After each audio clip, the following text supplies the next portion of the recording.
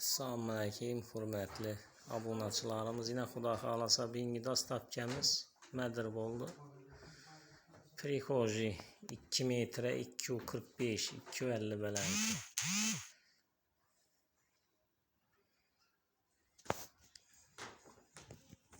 Bir yan tarafı yine ayna. İç truba. Bana uzun giyimli asıladı. Çukura 60.